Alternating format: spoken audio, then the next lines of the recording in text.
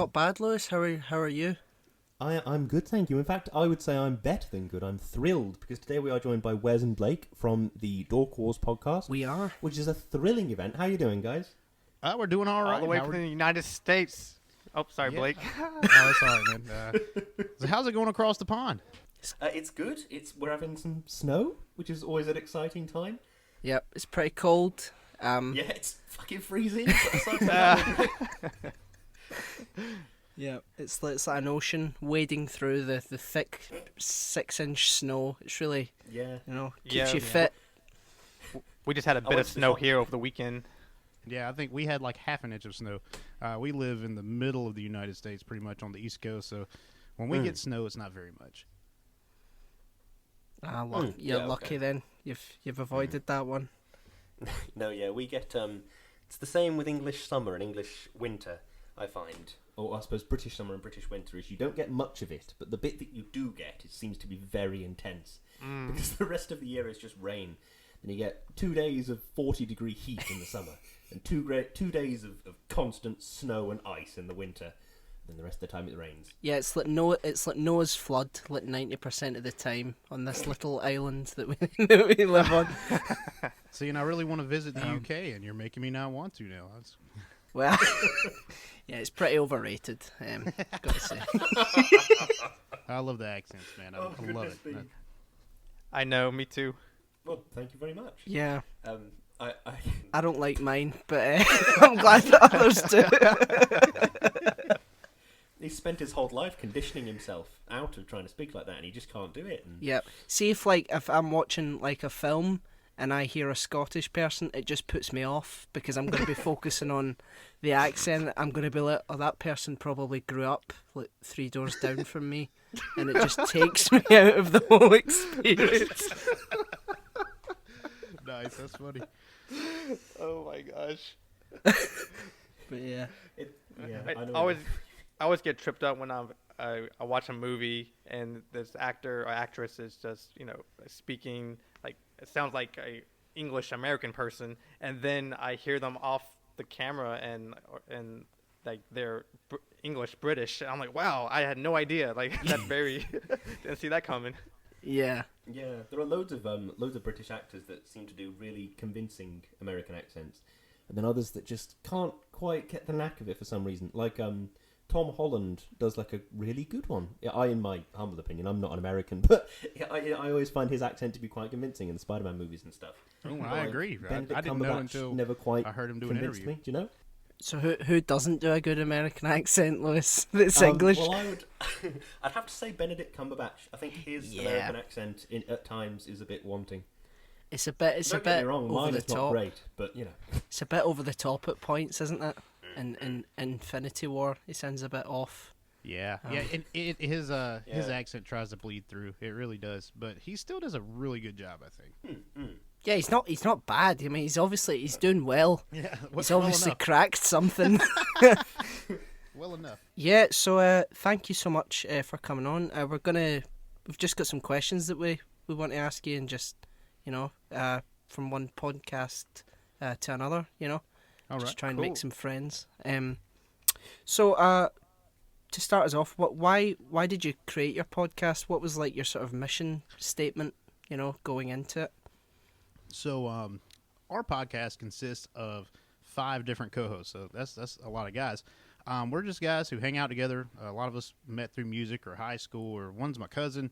Like it's all sort of a weird thing. We all play video games together, and we find ourselves talking about Star Wars quite a bit, or did, at first. Yeah. And we were like, we could really take these conversations, put them on air, and I think people would listen. We have so many different opinions about the Star Wars universe, and I think it really shows how much we care about it, and all the different viewpoints kind of bring something to the table. We really wanted to bring all the Star Wars news, theories, and laughs all to one show. Brilliant. Yeah, and I want to build on that. I want to talk about Blake for a second. Blake is a very talented person.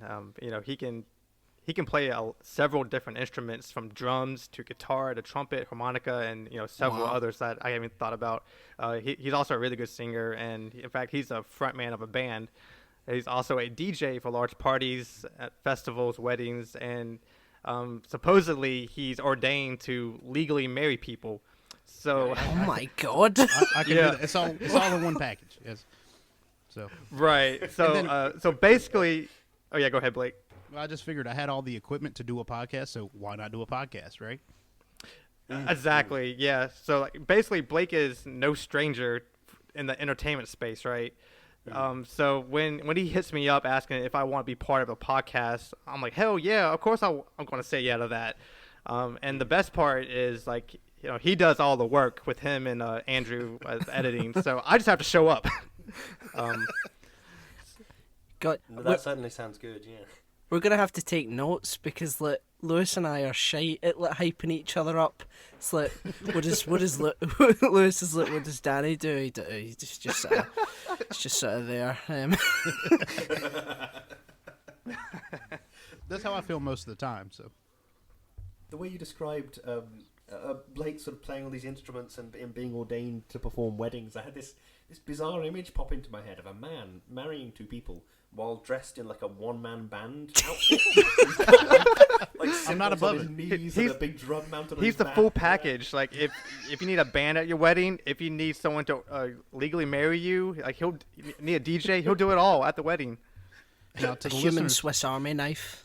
yeah, to the listeners overseas, I probably will not be available to do your weddings. That's kind of a long trek, but yeah, thanks for the plug, Wes. I appreciate it.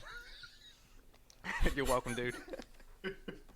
Oh, well, I was going to say, leaping off the back of that conversation, but it was a conversation about weddings. I don't think there's any kind of question I could really ask.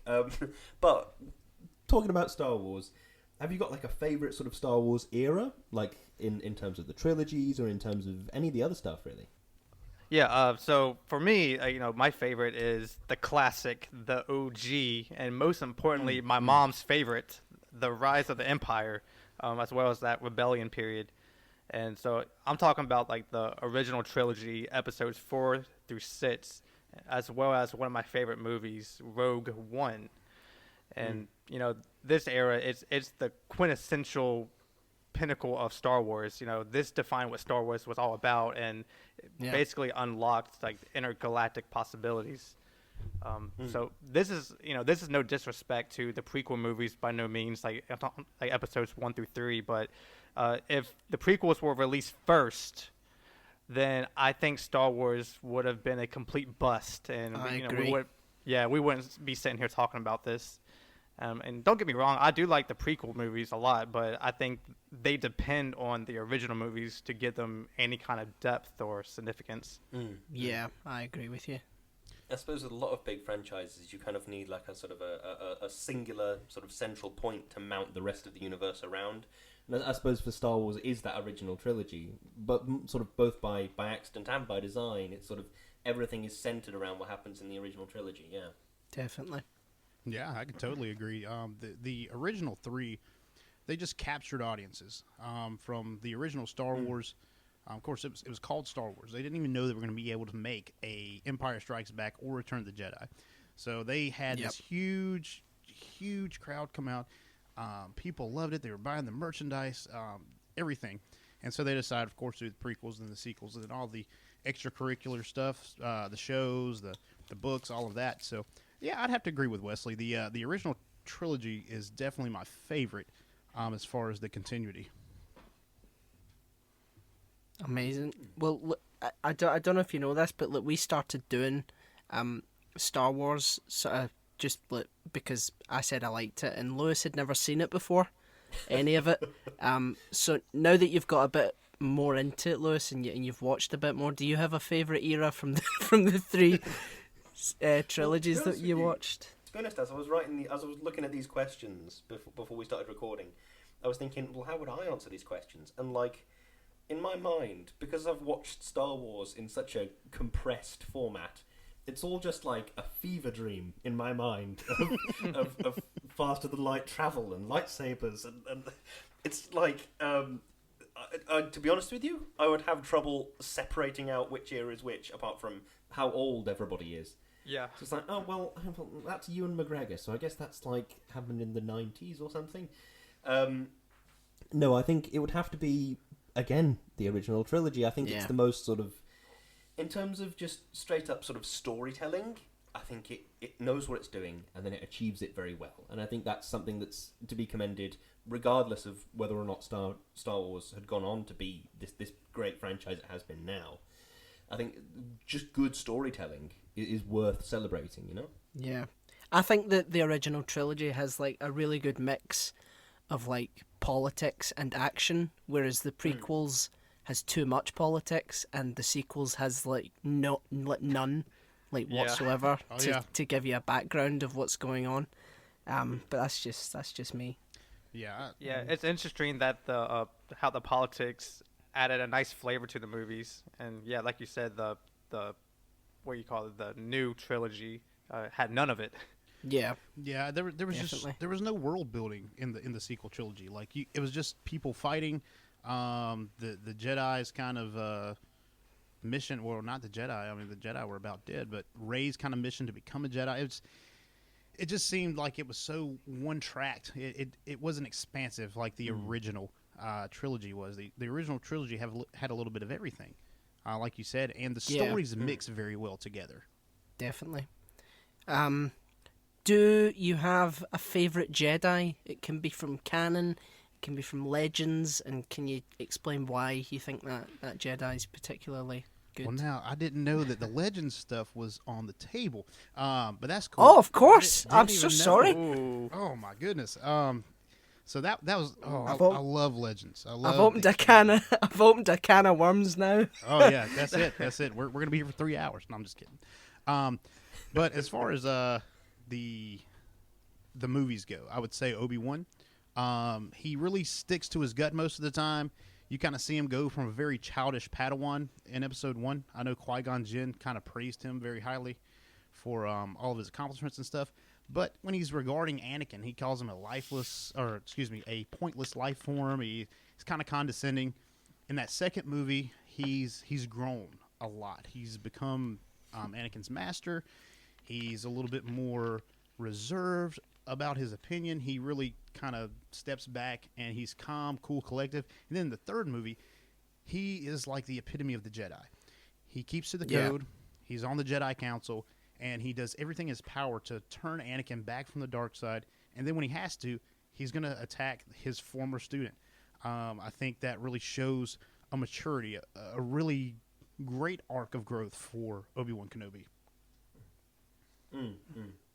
Oh yeah, and for me, there were certainly a lot of good choices to pick from, but there was only one right choice for me, and that was Mr. Samuel L. Jackson, aka Mace Windu, for several reasons. Like, number one, Mace Windu is well known for being that dude with a purple lightsaber, which was ultra rare and badass. Number two, he was arguably the most powerful Jedi Master who served on the Jedi Council. In fact, one could say that he was the most powerful Jedi during that era, even stronger than Master Yoda himself. Really? As far as combat goes. He's overrated. Okay. I mean, the only thing stronger than Mace Windu is the high ground. Right? Yeah. Number three, Mace Windu. He was able to disarm the most powerful Sith Lord to ever live, Darth Sidious, Emperor Palpatine himself. That's something, like I mentioned before, that's something Yoda even failed to do. So based off what we could see on the screen, Mace Windu had the situation under control, of course, until Anakin showed up and caused Mace Windu to get thrown out the window. Oh, he's punning now. He's punning. There we go. And then I guess the last thing I'll say is, Mace Windu was the only person on the Jedi Council that could keep Anakin in check. Throughout the entire movie, the entire Clone Wars series, he had a lot of distrust for Anakin, and it was consistent. And he would always limit what missions Anakin could go on, or he allowed Anakin to join the Jedi Council, but not be titled a Jedi Master. Yeah. And in fact, that scene has one of my favorite quotes in the entire movies, which is "Take a seat, young Skywalker." Yeah. And so, No, he could definitely sort of sense it from a mile off. You know that there was something iffy about Anakin. Yeah, but I think yeah. that's what that's what led to his turn to the dark side was the Jedi Council's distrust of him. I don't know. I don't care for Mace Windu. Well, we've got our first contention of the of the interview. I tell you what, come to the podcast, you'll hear a lot more contention. That's right. We're about contention there. We encourage it. Well, on the sort of flip side, have you got like a favorite Sith? Yeah. For me, it's a simple Darth Maul. When he was such a cool and very intriguing character in the Phantom Menace. In fact, like he was very quiet. He didn't speak at all in the Phantom Menace, and so I remember as a kid, I wanted to know more about him. Like, where did he come from, and how did he get entangled with the Sith? But then also he had this double-bladed red lightsaber, which was the greatest thing of 1999. Yeah. No, if the lightsaber was blue or green, then it would have been like, okay. But red made a difference. Yeah. I think Dave Filoni did really well with the Clone Wars and sort of fleshing out Maul's backstory. I was very skeptical. Well, I wasn't very skeptical. I was a kid at the time and I didn't fucking know any better. But I knew that I would have been if I was old enough to sort of understand it a bit more. Them announcing Maul coming back. But I think Dave Filoni did a pretty good job with it. Oh yeah, for sure. He did an amazing job with it. I actually did not see Clone Wars when it originally ran. I actually watched it when it all came on Netflix. And Wesley kind of stole my villain. Whatever, dude. It's cool. But Maul, man. Yeah, that's what I was going to say. That character development in the Clone Wars is ridiculous. And it even bleeds into Rebels. All the way up till he fights Obi-Wan again at the end. It's from start to finish, it's intriguing. And that first that first appearance of Maul was very underwhelming for people. But he was such a different-looking character. Such a different kind of demeanor. He was so imposing. We hadn't really seen an imposing figure like that in the Star Wars universe. You had Vader, of course. He was a different kind of imposing, I feel like. Darth Maul was just like a ruthless cutthroat, slice you up without even saying a word. So I think that's what got the fans hooked. And like you said, Dave Filoni did a great job fleshing out his character. So his character development is probably one of the best in all of Star Wars.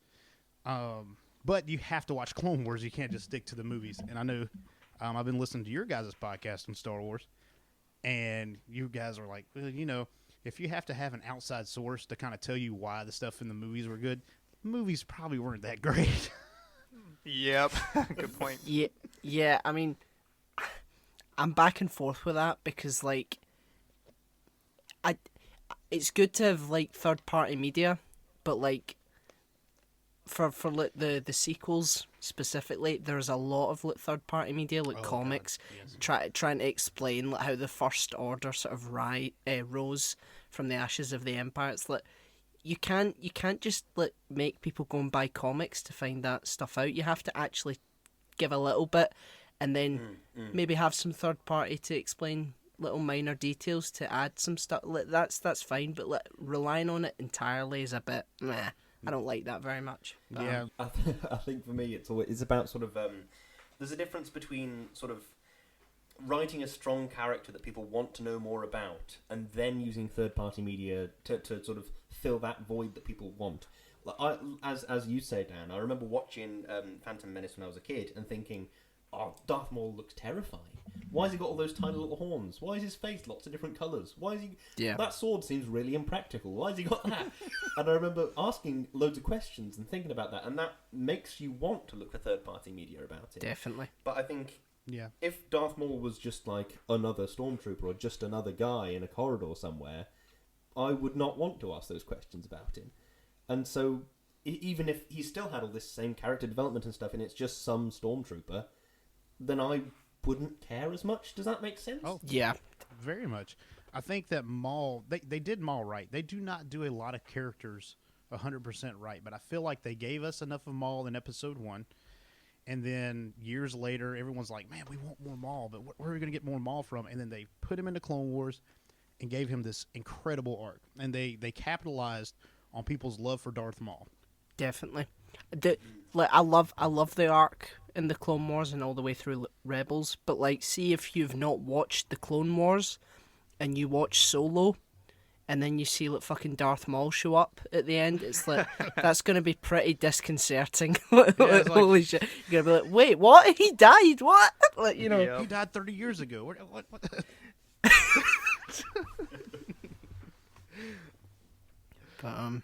so is you sticking? Are you sticking with Maul, or have you got another Sith? Or Oh man, Maul's definitely my favorite, but Vader is definitely a close second. I mean, you talk about the most iconic villain of all time.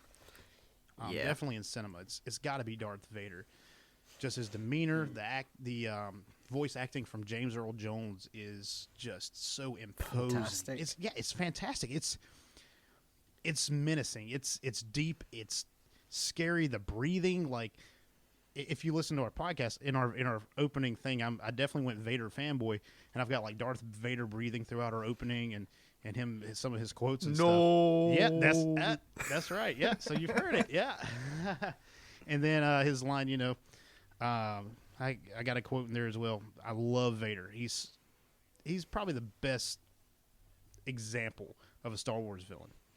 Definitely the original. definitely. I don't know if he's have played the game Fallen Order. Yes. It's on, but like I've seen like YouTube sort of compilations of like spoilers, by the way. But Darth Vader shows up in that game at the very end, and like, you're only getting like the point of view of like the Inquisitor. And then Anakin's Dark Deeds starts playing, and you're like, holy shit. And you hear like the breathing. And even though it's a game, he just commands such a presence that you're just utterly fixated on the screen. And he just comes up like out of focus. It's so fucking... Oh, he's such a good fucking villain. Oh, dude. Wow. It gives you chills, man. It gives you chills. And sort of is just such an iconic silhouette in such Exactly. a weird way. Yeah. Even though it's essentially just like a triangle, it also feels like such an imposing silhouette. Do you know what I mean? It does. Definitely. And he's just That's a good point. a big dark presence. Just a big dark presence. I agree. What is... Getting into some contentions here, what would you say is your hottest Star Wars take? One that you think, people are going to disagree with us? Oh.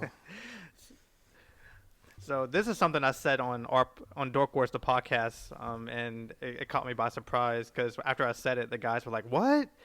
So I think Boba Fett was not the best bounty hunter, and don't get me wrong, he was cool. I loved his armor, but I think the best Jedi bounty hunter by more than a mile was Cad Bane in the Clone Wars animated series.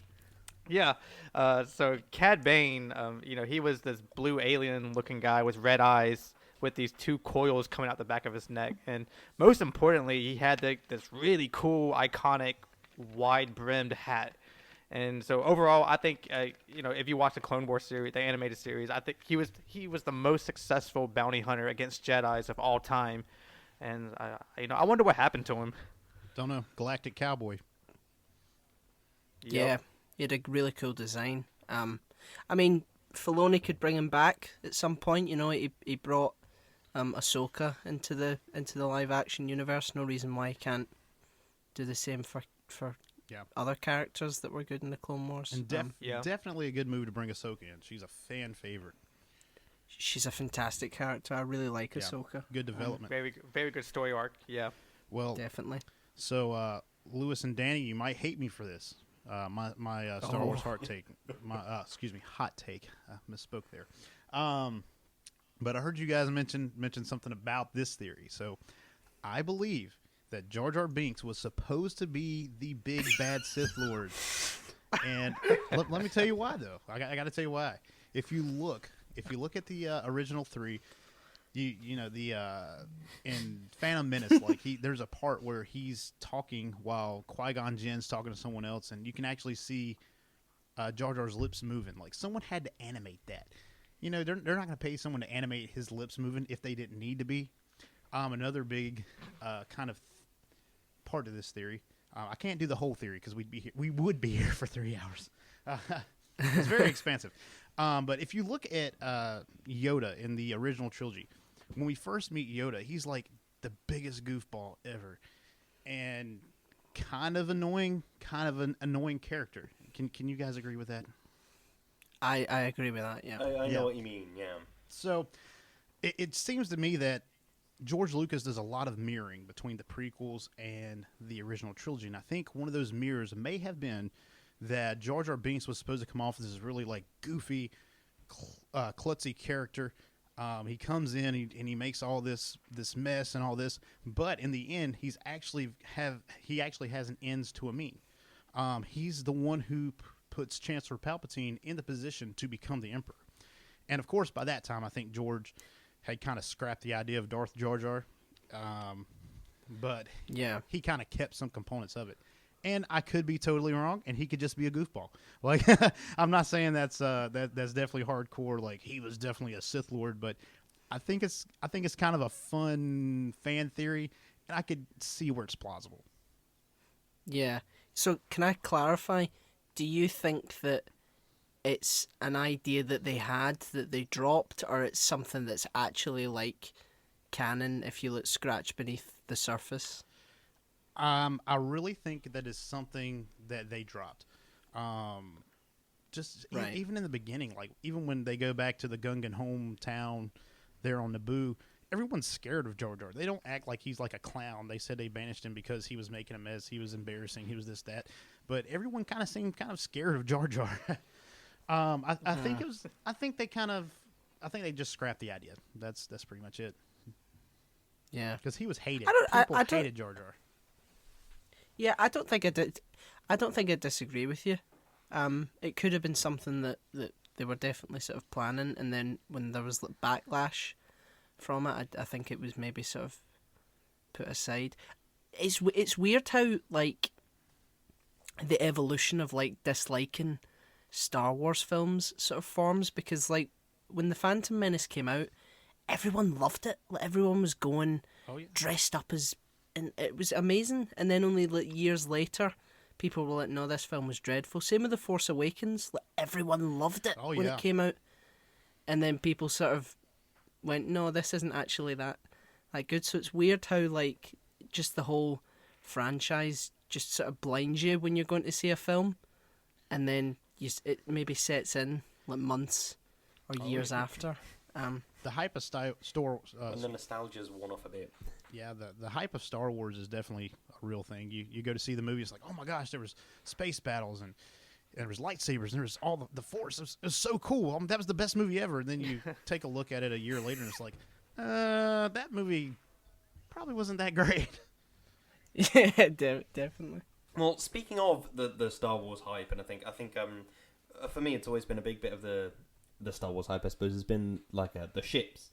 I think they're sort of a very iconic part of the visuals of Star Wars, from like the Death Star to the X-Wings to the TIE Fighters to everything else. Is there any ship at all that sort of sticks out in your mind as like your favourite? Is like the one where if you could teleport back to when you were a kid that loves Star Wars, which Star Trek, Oh. which Star Wars ship Oh, no. would you really want? You're going to make a lot of people mad there, Lewis. You can't confuse the two. Yeah. Oh Ooh. no, I got some furious people getting in touch. Now, I said the wrong word. I will clarify. I'm a huge dork. I love Star Trek too, but you know, some people are diehard Star Yeah, Wars. I love Star Trek. Yeah. I'm only Star Wars here, but So what do you think? It's about funny. So sorry to just segue just a little bit. I agree with like the sort of premise of Star Trek more than I agree with Star Wars.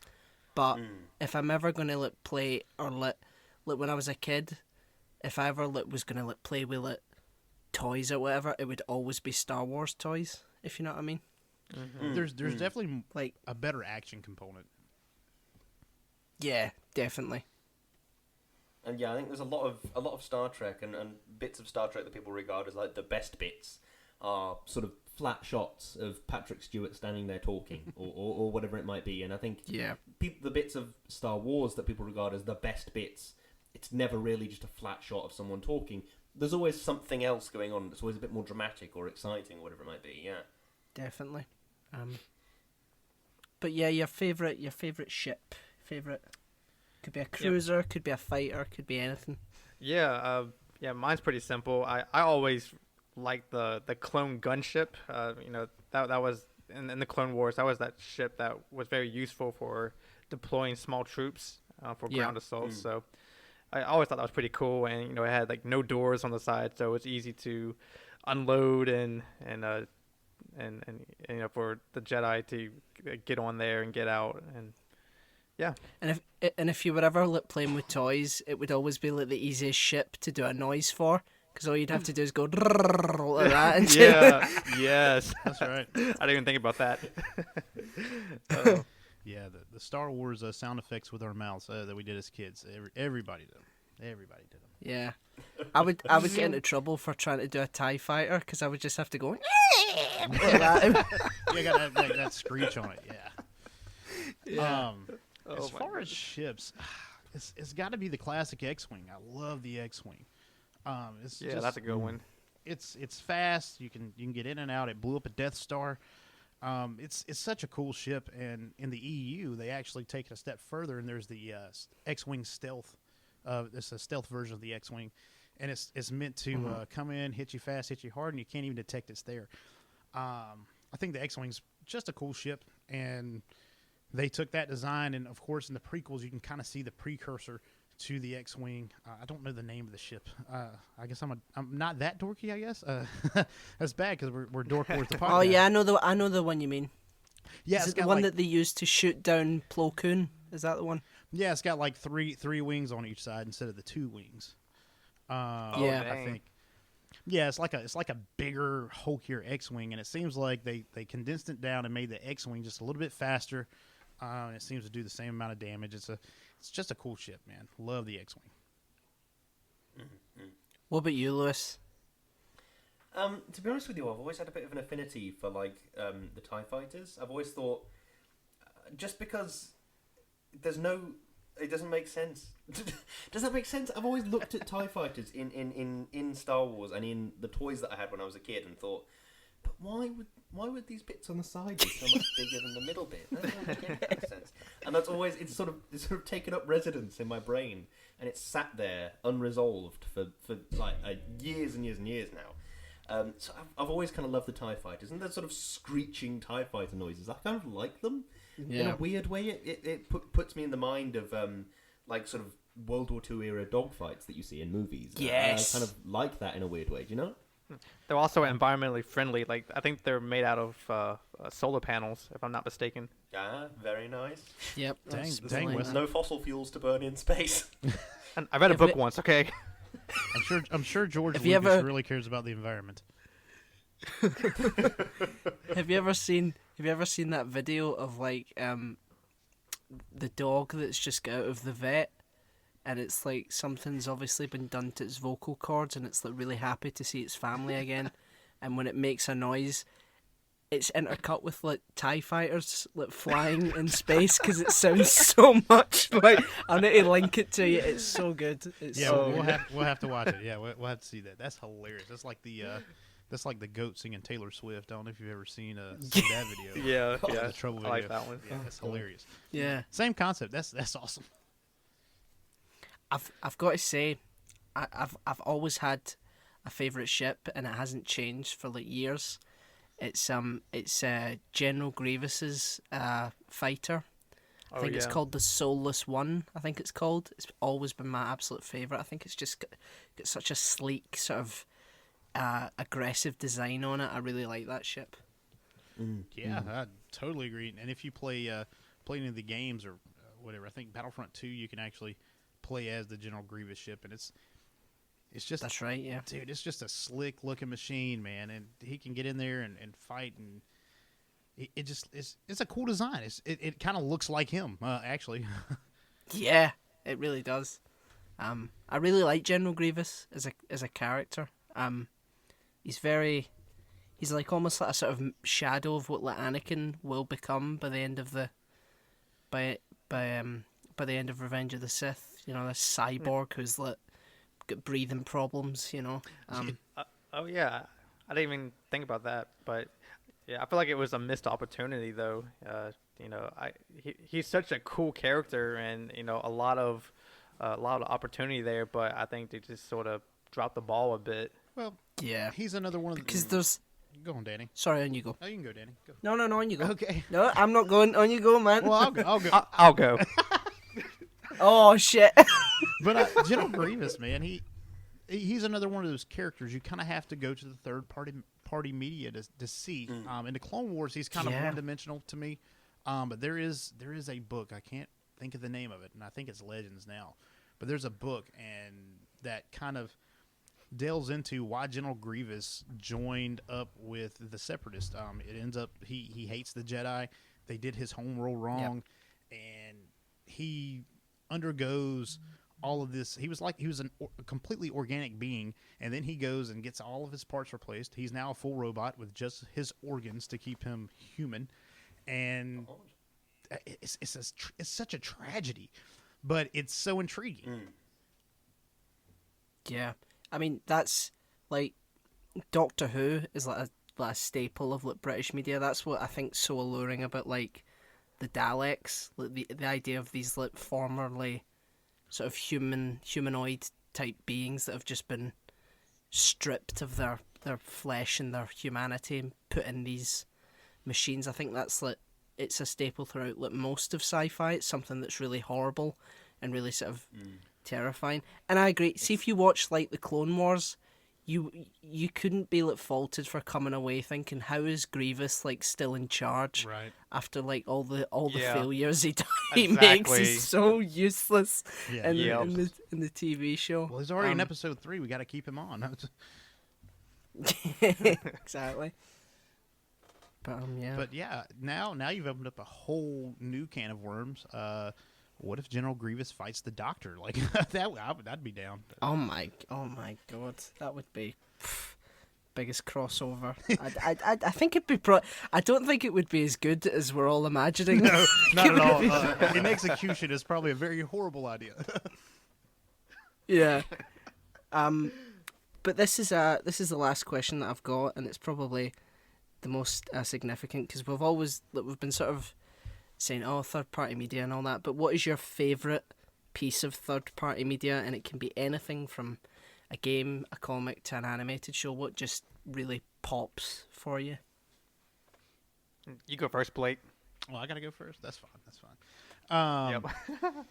The expanded universe books, which are now Legends, of course, were my favorite piece of third-party media. And honestly, it might have been my favorite part of Star Wars in general.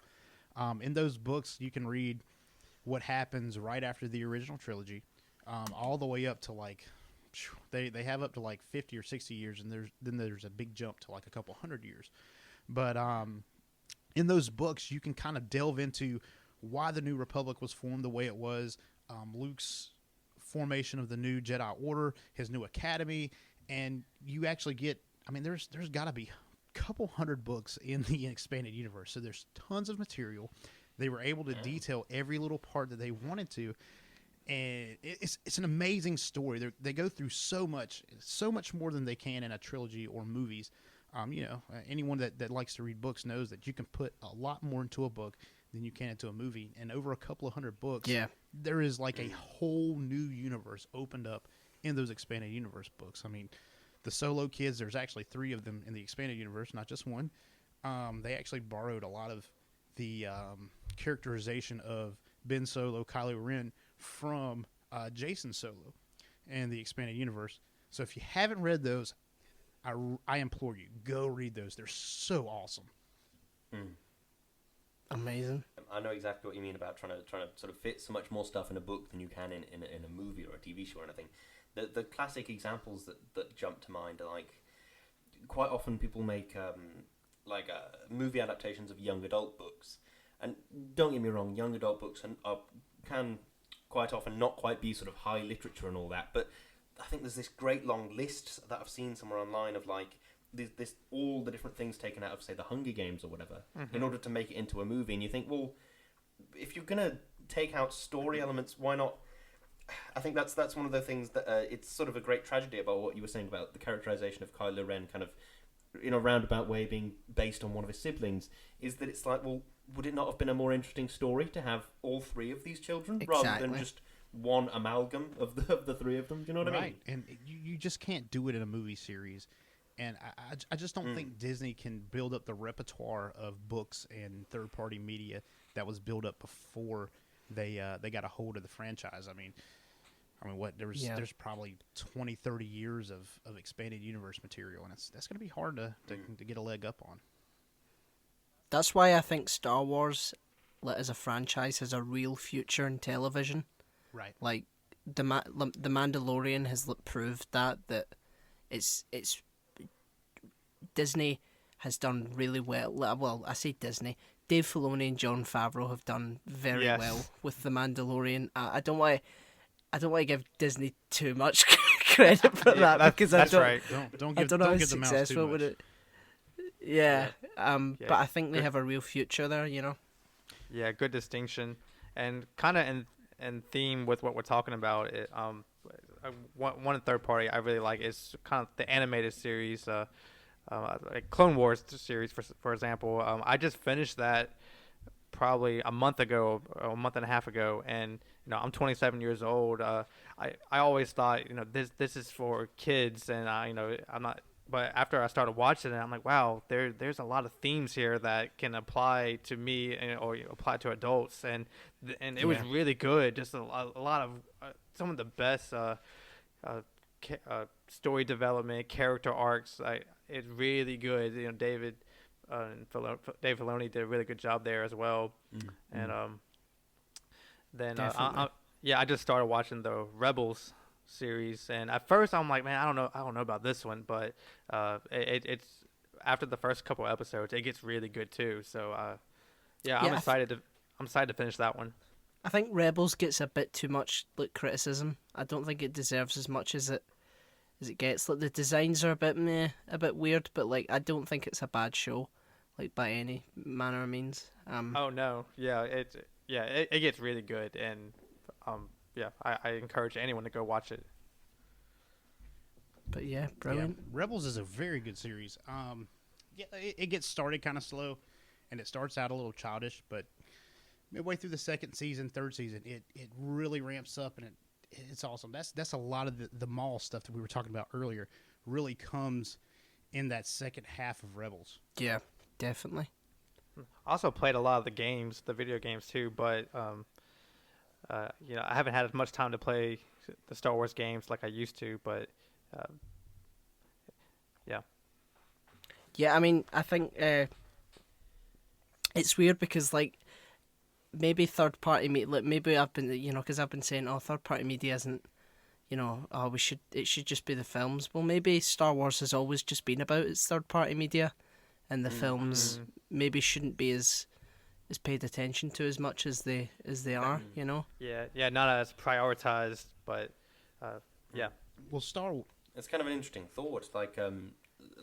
What if the original trilogy sort of planted the seeds in sort of public consciousness of this vast universe, and then we should pay a lot more attention to sort of third party canon and think, well, there are lots of really creative people out there that want to do stuff with this amazing universe. Definitely. Should we not just let them? Should we not see what these very creative, very talented people can do? Exactly. Lewis, I think you hit it right on the head, Lewis. That's brilliant. The third party media, it expounds the movies so much that it makes the movies better. Honestly, when you go back and watch, you're like, well, all this stuff is happening in conjunction with the Clone Wars series, with the Rebels series, and with all this different stuff. I think the last season of Rebels actually takes place while Episode 3 is going on, and it adds a lot of depth. It adds a lot of really cool stuff. I agree completely, especially because when you're watching Episode 3, you have a lot of questions about wait, where is Ahsoka? How is Anakin sort of okay with you'd think he'd be more upset and mention her a bit, but the fact that she's now back in his life makes it more plausible as to why he wouldn't mention her. So it really sort of fits in nicely. They tied up a lot of, and it's just definitely there's quotes here and there, when Grievous says Anakin Skywalker as if they haven't met, and then you realise throughout Clone Wars they haven't met. Like, actually, they haven't been in a room together, and it's weird how that, sort of fits in nicely. Yeah, the show writers, Dave Filoni, he really made sure not to step on the toes of the movies, and that final season really ties up the loose ends. That there were some questions at the end of season 6 of Clone Wars, and season 7 really tied it up very nicely, and in a way that didn't step on the toes of episode 3. Definitely, I agree. I know exactly what you mean. Yeah. Well, we're out of questions, I think. Yeah. But yeah, I mean, that's it's been a really, really nice conversation. It has, yeah. We've certainly had a nice in-depth chat. I love about, talking about Star Wars, so there you go. Same here. That's what we do. Yeah, that's what we do, and Definitely. We'll probably diversify a little bit in the future. Star Wars is of course our niche right now, but every one of us in our groups is a pretty big group of dorks, so we get into everything. We get into, like I said, we talk about Doctor Who and the Marvel Universe. I mean, all sorts of stuff. So who knows what Dork Wars the podcast is going to get into? Definitely, we'll need to speak to you again for Doctor Who, because we're in the midst of that right now. Ooh, that's cool. Oh, dude. So I've actually been listening to the Doctor Who stuff you guys have been doing. What episode am I on? I'm just into the 4th episode you guys did. I think it's the Third World War, World War III. And yeah, dude, the content is phenomenal. It's just fun to listen to. So yeah, definitely hit us up for Doctor Who. Well, thank you very much. Thank you so much. Yeah, you make the workday go by a little bit faster. Well, thank you very much. Definitely. Well, it's coming that time in the podcast where we do some unapologetic shilling for our respective social media sites. Do you guys want to the capitalism? Yeah, do you guys want to tell us some links where we can find you, where we can go see content? Sure, that stuff sounds like good. So Dork Wars the podcast. We have a Facebook page. Hit us up on Facebook. Just type in Dork Wars the podcast on the search bar. We are at Dork Wars Podcast on Twitter, and you can find my Twitter on there as well. I believe I am at HollowellCB. And you can find us on all the major podcast platforms. We're on Stitcher, Spotify, Amazon Music, Google Podcast, Apple Music, or Apple Podcast, whatever it's called now. They changed it so much. And we just recently got on iHeartRadio as well. So check us out. We'd love to have you as listeners. Hopefully we can bring you something that you like to listen to. That was a stunning plug. That was really that was good. It flowed so well. It was yeah, just it did. there was... If you told me you were reading that off a sheet in front of you, I'd believe you. That was really good. Well, I did it off my head because I read a couple of them wrong. That's all right. No, that's fantastic.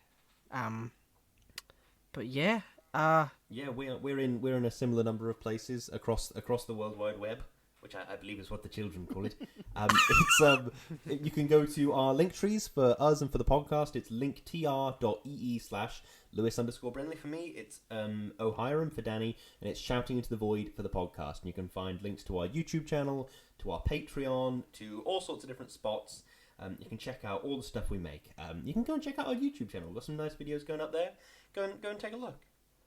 Definitely.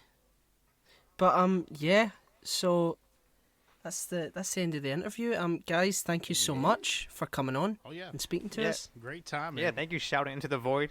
Appreciate it. We have definitely enjoyed it. You're more than welcome. Definitely enjoyed it. It's a good time. Excellent. Yeah, we've certainly enjoyed it too. Yeah, thank you again. All right, that sounds great. Anytime you guys want to do another crossover, we don't mind. We definitely want to have you guys on our show. We'll email about it, get it set up.